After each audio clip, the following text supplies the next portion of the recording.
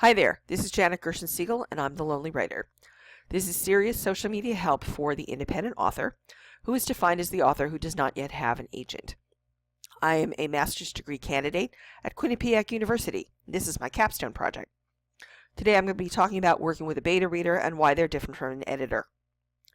A reminder about what a beta reader is. These are people who are reading over your work and they evaluate it before it goes to a publisher. You do not use them to work on your technicalities such as typos and whatnot. Please run your stuff through a spell checker before you give it to them. Instead, you want to work with an editor or a copy editor for that.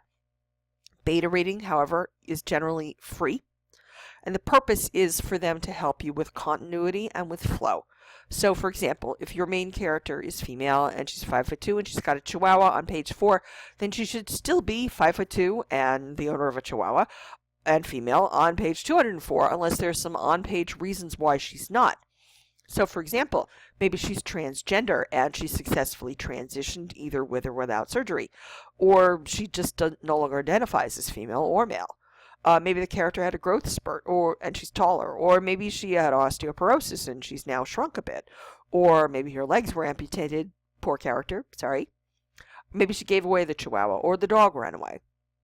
The last thing you want is for your beta reader to be taken out of the story by wondering where the Chihuahua went, particularly if that little dog is not a big part of the story. The best way to start this relationship is by offering to swap. Be a beta reader to get a beta reader. Always be kind when you're done, please, and either recommend your beta reader if you like what they did, or at least donate something to one of their 3 favorite charities, because even if their work is really terrible, it's a really nice thing that you can do for them. This is a community. You need to be kind to people, and because that's the way they'll be kind to you, right? Expect that because you're working with a volunteer, that things could potentially be slow, and you really can't be that pushy. But you can definitely set an expectation as to the overall deadline, but you should be very generous with your time frame. So, for example, if you want beta reading on a 100-word document, 100,000 word document, rather, and you want it to be done in 10 months, which is possible, then you need to tell this person that you want it done in 9. And just try not to be nuts about it. It's also a good idea to just plain work with more than one person. This makes you less dependent on one set of opinions.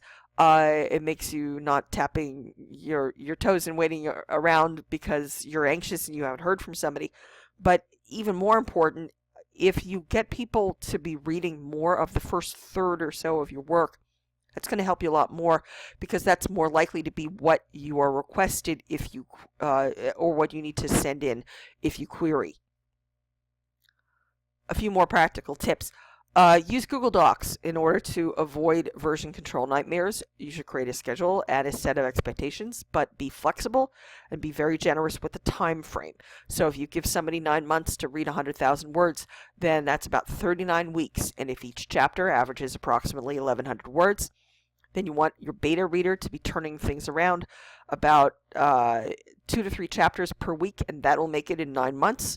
And that's also why I'm giving you a 1-month cushion, because you've got to account for things like vacation or illness or that other person being busy, or maybe they just lack motivation, or maybe they've lost interest in your work. And if they've really lost interest in your work, then hopefully you've got a good enough relationship with them that you can learn that from them and adjust your work accordingly.